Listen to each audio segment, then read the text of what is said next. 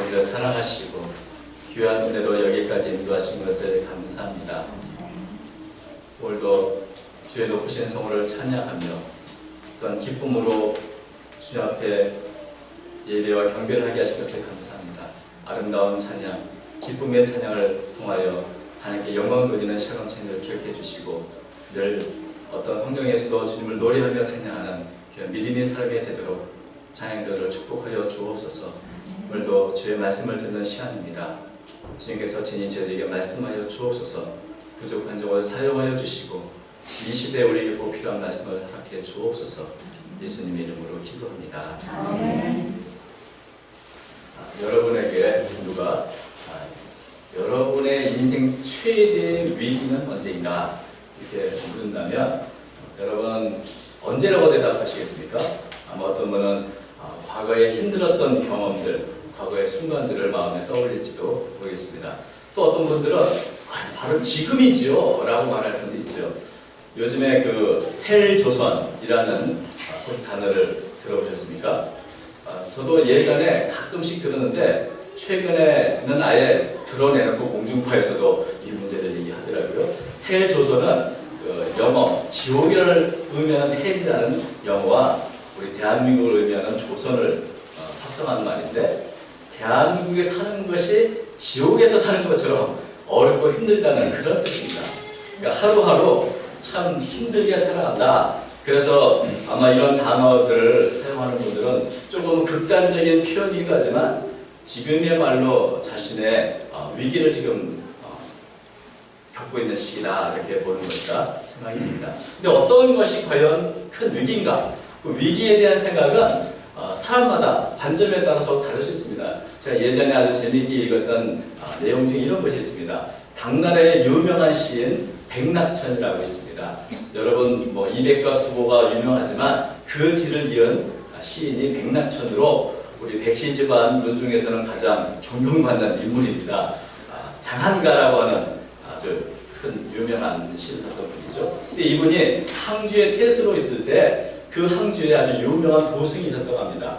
그 도승 이름이 본래 도림선사인데 이분은 참선을 나무 꼭대기에 새처럼 붕어를 들고 거기 이제 눈을 감고 참선을 하는 것이죠. 그래서 그 모습을 보니까 참 독특한 참선 방법 때문에 이분을 일컬어서 세조자 보금자리 과자 써서 조가선사라고 합니다.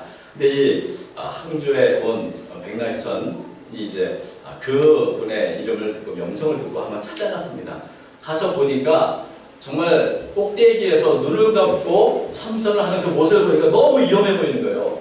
야, 저거 어떡하지? 너무 위험한데 자칫 졸기라도 하면 눈 감고 참선 졸기라도 떨어져 죽거나 다칠 수도 있겠는데 하면서 보자마자 소리를 쳤죠.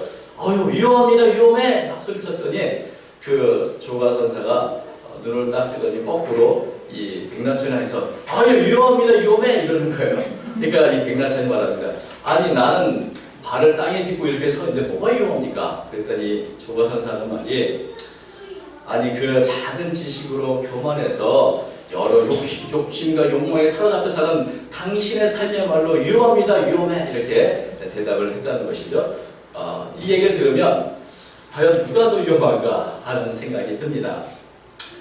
이렇게 위기의식이라는 것도 어떤 분은 헬조선이라고 부르는 이 땅을 해븐조선이라고 부르는 그런 분도 있을 것입니다. 사실은 위기라는 것이 다 똑같은 것이 아니고 사람의 관점에 따라 다를 수 있다는 것을 또 가치관에 따라 다를 수 있다는 것을 우리가 알 수 있죠. 오늘 본문을 보면 제자들은 아주 큰 위기를 맞이했습니다. 예수님의 명령을 따라서 자, 저편으로 가자. 그래서 배를 타고 이제 그 갈릴리 바다를 건너가고 있습니다. 그런데 갑자기 예상치 못한 큰 광풍이 불어닥쳤습니다. 그 광풍 때문에 물결이 일어나는데 그 물결이 배에 부딪히고 배의 바닥은 금방 물로 가득 차게 됐습니다. 근데 우리가 다 알다시피 그 예수님의 제자들 가운데 많은 사람들이 어부 출신입니다. 갈릴리 바다에서 어릴 적부터 뼈가 굵은 사람들이기 때문에 아마도 자신들의 배에 대해서는 뭐 잘 알고 있는 그런 전문가들이죠. 그래서 웬만한 문제가 일어나면 다 해결할 수 있습니다. 그런데 이 광풍이 갑자기 불어닥치는 데는 어떻게 손쓸 방법이 없었습니다. 배에 물이 점점점 가득 차게 되면 어떻게 될까요? 그래서 누구나 다 압니다. 가라앉는다. 죽는다. 그래서 이 긴박한 상황 속에서 소리 지르면서 이제 죽게 됐다고 두려워하는 모습을 우리는 보고 있습니다. 이렇게 물이 배에 가득 차는 모습만 봐도 정말 두렵게 하려먹고, 누구라도 이런 처지에 있다면 누구나 두렵고 또 죽을지도 모른다는 공포감에 사로잡힐 것입니다. 위기인 것이죠. 근데 이상한 것은 이렇게 급박하고 배에 물이 가득 차는 이 상황에서 예수님은 태평스럽게 주무시고 계시다는 겁니다. 이렇게 자고 계신 예수님을 보면서 제자들은 무슨 생각을 했을까요? 4장 30절에 보면 이렇게 됐습니다. 예수께서는 고물에서 베개를 메고 주무시더니 제자들이 깨어오며 이르되 선생님이여 우리가 죽게 된 것을 돌보지 아니하시니까 하니, 보면 제자 한 사람이 아니고 제자들 여러 제자들이 예수님을 깨웠습니다. 계속해서 예수님이 일어날 때까지 깨운 것이죠. 근데 예수님이 그 제자들이 하는 말을 좀 들어오면 뭔가 어딘가 뭐 이렇게 정중하게 간청하는 것보다는 뭔가 원망의 가시가 이렇게 배어져 있죠. 선생님, 우리가 죽게 된 것을 돌보지 않습니까? 이렇게 이제 말을 하고 있습니다. 굉장히 예수님을 비난하는 그런 느낌이 저만 듭니까? 굉장히 뭔가 예수님에 대해서 좀 원망하고 있는데 뭘 원망하는 걸까? 어떤 면에서는 제자들 중에 누구는 이 바다를 건너는 게 누구 때문에 그러는데, 예수님이 지금 이런 광풍이 오는 바다를 건너자고 한 원인 제공자 아니십니까? 뭐 이런 생각이 들 수도 있고, 또 예수님 몰라도 우리는 지금 죽게 됐습니다. 왜 우리를 돌보지 않습니까? 왜 우리가 당한 이 심각한 문제, 목숨이 경각에 붙은 이 문제에 대해서 무관심하십니까? 또는 우리는 지금 이렇게 죽을지도 모르는 상황인데 예수님 그렇게 잠이 옵니까? 이런 원망이 아닐까요? 아니, 잠을 잘 시간이 얼마나 많은데 그때 주무시지 왜 하필 이때 주무십니까? 뭐 이런 원망할 수 있죠. 어쩌면 우리가 때때로 생활에서 위기를 당하면 우리는 똑같이 이런 내가 어려움을 겪고 있는데 정말 하나님은 살아계신 거 맞아? 정말 내게 관심 있는 거 맞아? 하나님은 돌보지 않는 거 아니야? 어떻게 우리가 죽게 된 것을 돌보지 않습니까? 하나님의 사랑이나 하나님의 능력에 대해서, 사실은 하나님의 능력보다는 하나님의 사랑에 대해서 때로는 불평하게 되죠. 왜 이 문제를 해결해 주지 않는가 하는 불평을 우리도 하게 됩니다. 근데 재미있는 것은 이렇게 소란스럽고 요동치는 이 배 안에서, 그리고 물이 막 들이닥치는 이 환경에서 어떻게 예수님은 아무 일 없는 것처럼 주무시고 계신가? 이게 좀 이상하게 느껴집니다. 물론 예수님도 인성을 지니신 사람이신지라 하루 종일 사역하느라 피곤하셨고 그래서 아주 깊은 잠을 편하게 주무셨다고 보일 수도 있습니다. 근데 예수님이 주무셨다는 기록은 이 사건 외에는 어디에도 기록되지 않았습니다. 사실 예수님은 늘 밤이 맞도록 기도하시고 새벽에 일찍 기도하시는 잠이 많으신 분이 아니시죠, 사실은. 그런데 예수님은 제자들이 지금 죽음의 위기에 있는 것을 모르고 그냥 주무시고 있다면, 사실 예수님을 깨우면 예수님은 뭐부터 하셔야 될까요? 사과부터 해야죠. 미안하다, 내가 어제 너무 피곤해서 미안해, 내가 그래도 나도 인성을 가지고 있으니까 좀 이해해 줄래? 이런 얘기 할 수 있죠.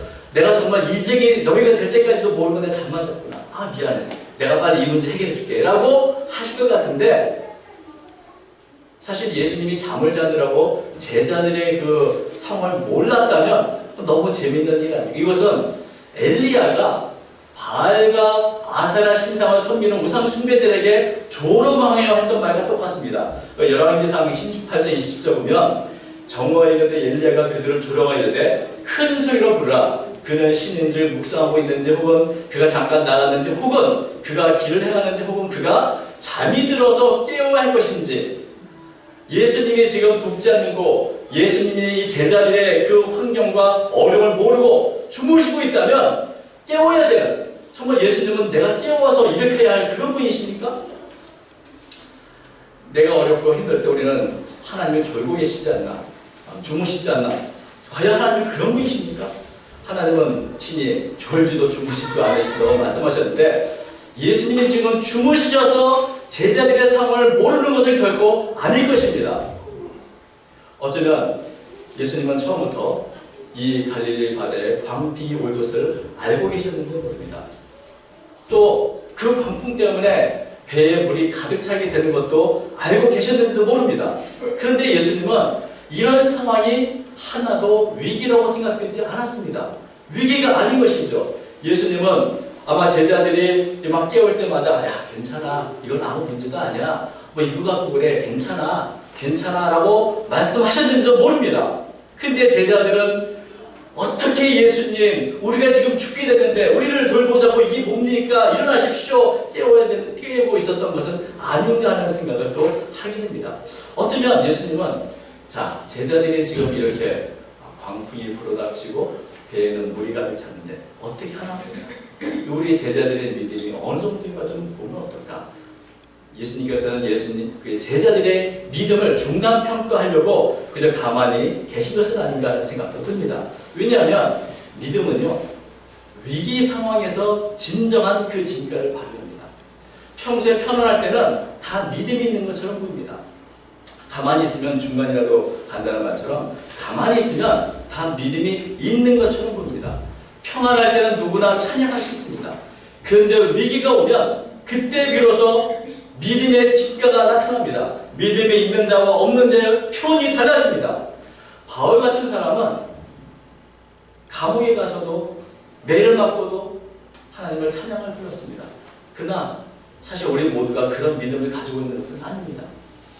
제자들은 평소에 예수님의 말씀도 들었고 예수님이 병자를 고칠 때 그 자리에 함께 기뻐했고 그 역사를 바라보며 영광을 돌렸던, 그래서 그 모습만 보면 제자들이 아주 믿음이 좋은 것처럼 보입니다.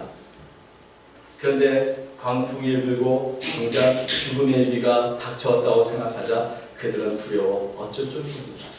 제자들의 믿음의 바닥을 드러낸 겁니다. 나는 믿음이 이 정도입니다 라는 것을 스스로 드러낸 것이죠. 그래서 예수님이 깨어나시자마자 두려움에 떠난 제자들에게 말씀하셨습니다. 이 사건이 마태복음, 마가복음, 누가복음, 세복음서에 다 기록이 되는데 그 기록 내용이 조금씩 다릅니다. 근데 마태복음하고 누가복음, 마태복음, 마가복음은 순서가 다릅니다. 마가복음에는 먼저 예수님이 일어나셔서 바람을 꾸짖으시고 바다를 잔잔하게 한 후에 제자들에게 말씀하신 것이 있지만 마태복음에는 거꾸로 예수님이 깨어나자마자 먼저 제자들에게 말씀하십니다. 마태복음 8장 25절부터 26절 이렇게 되어 있습니다. 그 제자들이 나와 깨우며 가로되 주여 구원하소서 우리가 죽겠나이다.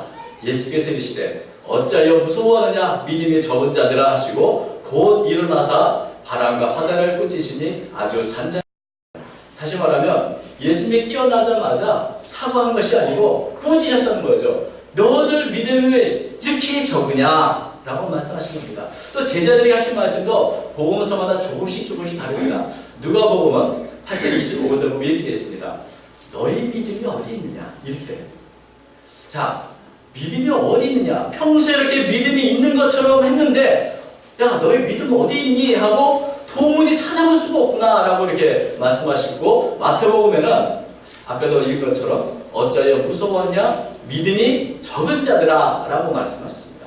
믿음이 없는 것은 아닙니다. 믿음이 있기는 있습니다. 믿음이 있으니까 예수님을 깨우기라도 하죠. 예수님이 일어나시면 문제 해결할 수 있다고 믿는 것이죠. 그런데 큰 믿음은 아닙니다. 그래서 예수님이 바로 옆에 있지만 광풍이 더 두렵다. 그래서 예수님 그 제자의 믿음이 너무 적다라고 말씀하고 있습니다. 그래서 믿음이 적은 자들아. 마가복음에는 예수님께서 제자들에게 어찌하여 이렇게 무서워하느냐? 너희가 어찌 믿음이 없느냐?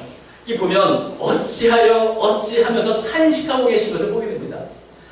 어찌해서 이렇게 무서워할 정도인가? 너희 믿음이 참 어찌 이 정도밖에 안 되는가?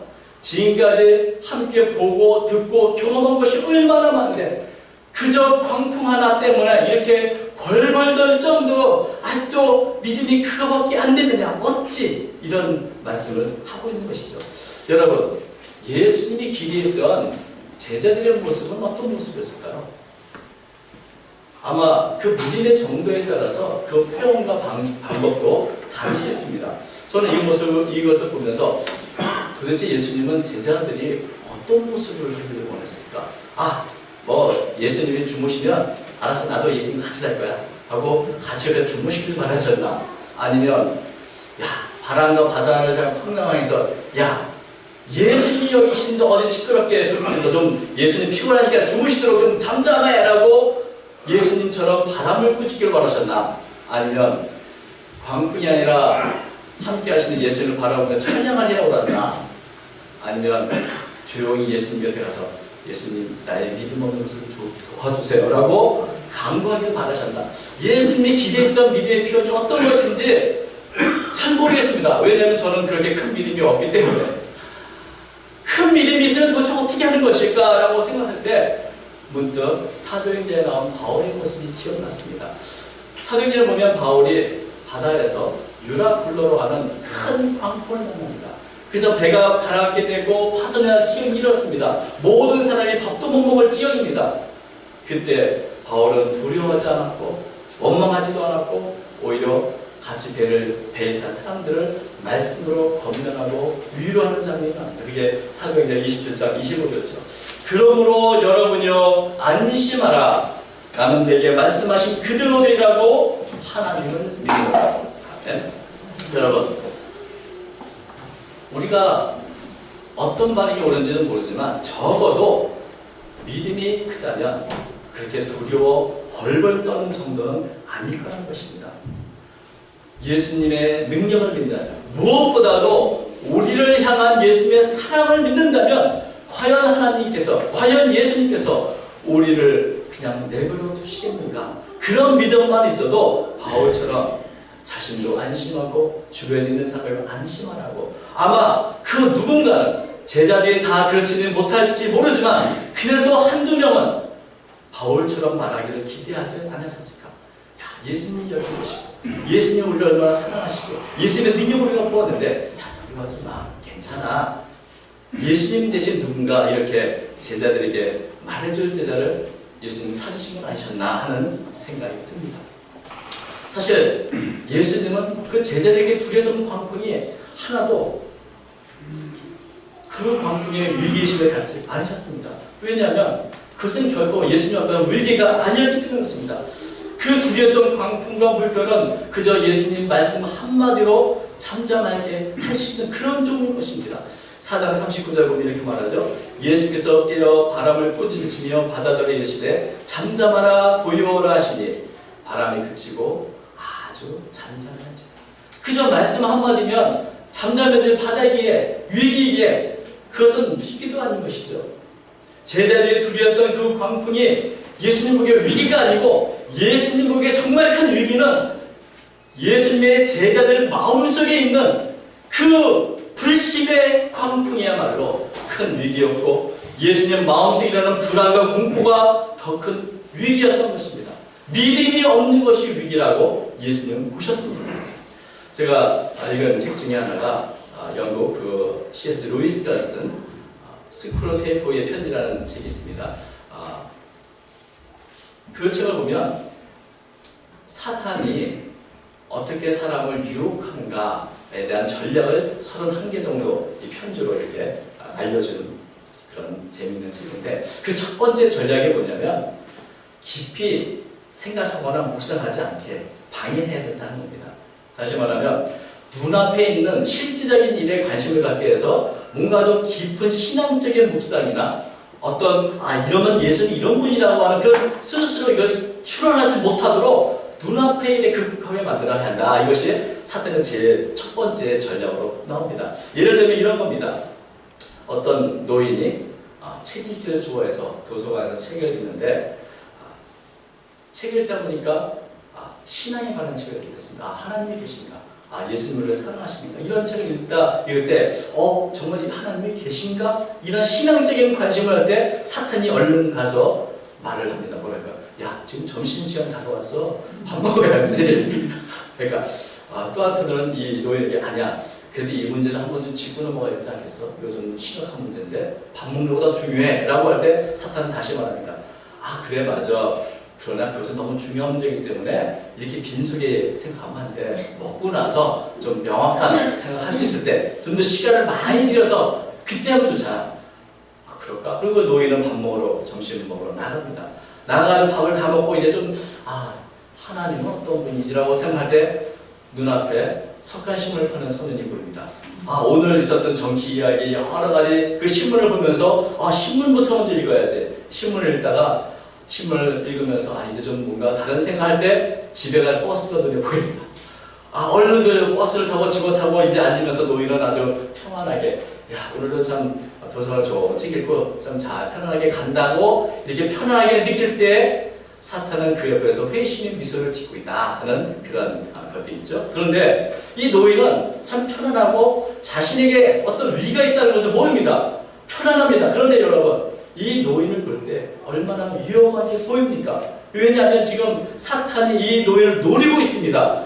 이 사탄이 노리는 줄 모르고 오늘도 나는 편안하게 하루를 잘 지냈다고 생각하는 이 노인을 보면서 어떤 것이 위기인가 다시 한번 생각하게 되는 것입니다. 여러분 우리는 그저 아무 일도 없으면 편하다 하고 무슨 문제가 생기면 그것이 위기라고 생각할지 모르지만 사실은 정말 위험한 것은 우리가 볼 수 없는 영적인 세계에서 우리는 날마다 끊임없이 공격을 당하고 있을지 모른다는 것입니다. 내가 믿음이 없고 내가 하나님께 바로 서지 못하면 지금 앞에 있는 눈앞의 풍랑의 문제가 아니고 나와 하나님의 관계가 깨어져서 내 운명이 달라질 수 있다는 것, 그것이야말로 진짜 위기인 것인데 그것을 알지 못하는 것입니다. 믿음이 없으면 눈앞에 예수님이 계셔도 마음에 두려워 어쩔 줄을 모릅니다. 예수님이 주무시기 때문에 내 문제를 해결할 수 없다고 생각합니다. 예수님은 나를 돌보지 않는다고 생각하는 그런 믿음을 갖고 있다면 여러분 광풍이 아니라 세상에 일어난 그 작은 일 하나에도 우리는 다 두려움을 느끼고 공포를 느낄 수밖에 없습니다. 결국 이렇게 두려워하는 마음, 그것은 결국 하나님이 주신 마음이 아니고 사탄이 주는 전략인 것입니다. 예수 제자들은 이 사건을 통해서 예수님을 다시 보게 됐죠. 4장 41절에 그들이 심히 두려워하여 서로 말하되 그가 누구이기에 바람과 바다도 순종하는가 하였더라. 제자들은 지금까지 광풍을 두고 있는데 예수님이 말씀 한마디로 이 자신들이 두려웠던 문제가 갑자기 잠잠히 고요해지는 그 바다를 보면서 예수님이 누군가, 예수님을 심히 두려워하게 됐다고 이렇게 말씀하고 있습니다.